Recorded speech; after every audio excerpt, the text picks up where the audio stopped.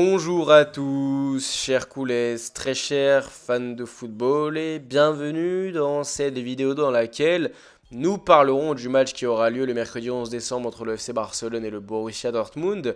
Premièrement, parlons de l'importance de cette rencontre, évidemment du côté du FC Barcelone. Le FC Barcelone, depuis le début du mois de novembre, est dans une dynamique assez négative. En effet, ils perdent face à la Real Sociedad, ils font match nul face au Celta Vigo, ils perdent face à Las Palmas et font match nul face au Betis. En Ligue des Champions, ils ont joué face à Brest, ils ont gagné. Ils ont gagné aussi face à Mallorca en Liga.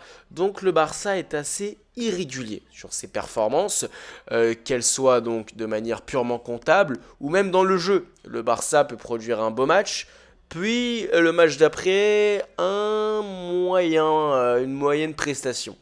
Donc le fait est que le Barça se doit donc de gagner ce match afin de sortir de cette dynamique assez négative dans laquelle le club s'est entraîné et qui n'a aucun rapport avec le Barça et la dynamique que le Barça comportait en début de saison, ce début de saison dans lequel le Barça terrassait tout sur son passage, a mis 4-1 au Bayern, 4-0 au Real Madrid, 5-1 à Séville.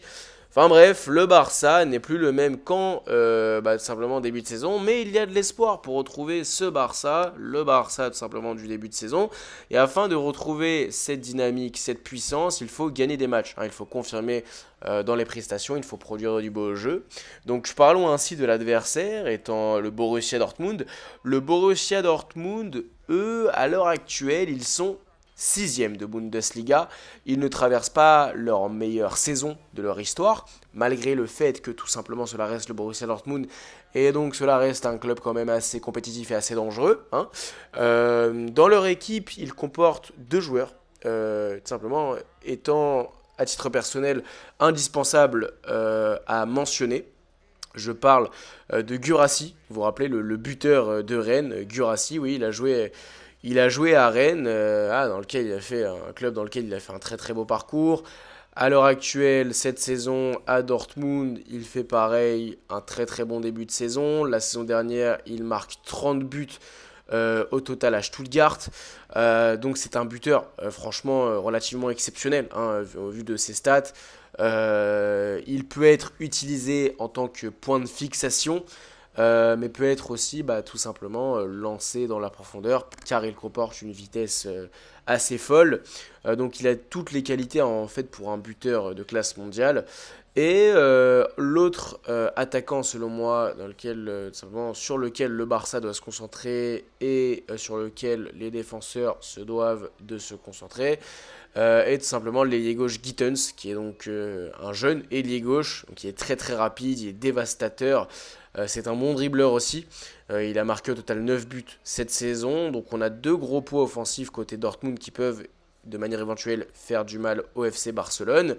À titre personnel, afin justement de gagner ce match comportant ainsi énormément d'enjeux, je placerai un 4-2-3-1 classique, composition classique, sauf qu'il s'y trouvera une surprise en attaque.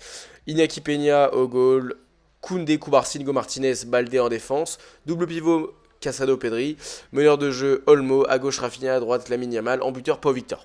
Pau Victor pourquoi? Puisque tout simplement depuis un mois et demi environ, donc depuis début novembre, je trouve que Lewandowski n'est plus le Lewandowski d'un début de saison. Le Lewandowski début de saison était un joueur, un buteur, qui jouait de son corps parfaitement, qui savait lorsqu'il fallait jouer de son corps et lorsqu'il fallait jouer le ballon. Il était frais physiquement. Or, Lewandowski, n'oublions pas, a 36 ans et je pense que ces organismes, à l'instar de tous les joueurs du Barça, accusent le coup au vu justement du début de saison exceptionnel du Barça et de la préparation physique intense. Je pense donc qu'il faut ménager Lewandowski.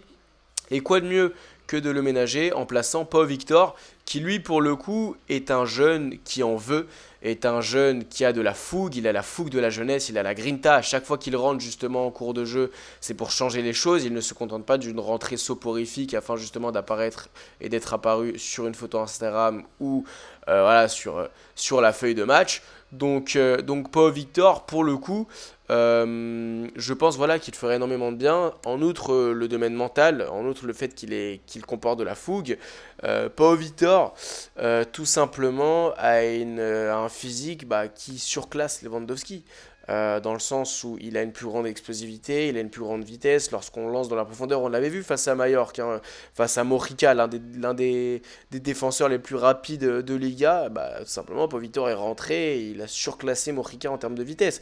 Et en outre, justement, son physique étant relativement bon, Pau Victor comporte une certaine intelligence tactique, notamment dans ses déplacements, mais aussi dans la façon dont il joue balle au pied.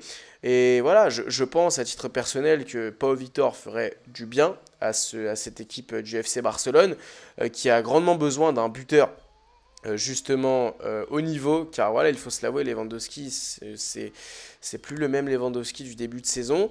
C'est ainsi la raison pour laquelle je passerai pas au Victor, non Ferran Torres, parce que Ferran Torres, selon moi, malgré le fait qu'il ait marqué 2 buts en 2 journées, je pense que tout simplement, techniquement, en tout cas au poste de faux numéro 9, c'est pas assez bon. Un numéro 9 se doit au Barça d'être un point de fixation, un joueur sur lequel on peut s'appuyer afin de justement voilà tout simplement se déplacer, graviter autour de lui pour qu'il nous la remette, pour qu'on frappe au but, ou tout simplement un buteur sur lequel on s'appuie pour tout simplement qu'il emmène toute la défense sur lui et cela libérerait des espaces, comme le fait en fait, comme le faisait Lewandowski il y a de cela encore quelques semaines, hein. Sauf que Ferran Torres ne le fait pas puisqu'il n'a pas la prestance physique, il n'a pas les déplacements, l'intelligence de déplacement qui font que tout simplement il pèse sur la défense.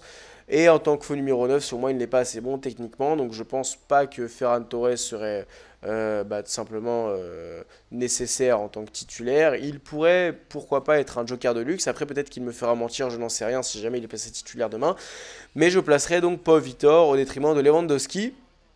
Donc voilà, cher Koulès, cher fan de football, n'hésitez pas à me dire ce que vous en pensez dans les commentaires. N'hésitez pas à me dire si selon vous le FC Barcelone s'imposera ou non face au Borussia Dortmund. Et moi je vous dis à très bientôt.